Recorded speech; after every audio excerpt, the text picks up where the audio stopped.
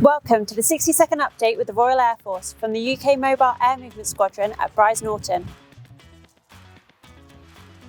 RAF F-35B Lightning jets are conducting NATO air policing for the first time.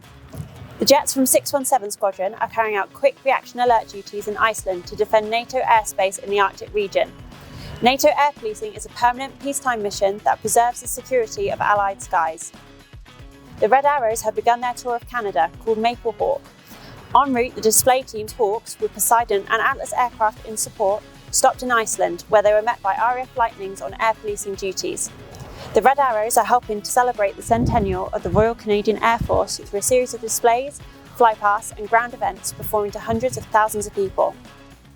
The UK Mobile Air Movement Squadron have deployed their personnel in support of both Maple Hawk and NATO air policing, providing critical specialist air movements expertise. UK MAMs are responsible for the processing, loading and unloading of personnel and freight for the deployed RAF air transport fleet worldwide in support of operations and exercise activity, including in response to humanitarian aid disaster relief operations.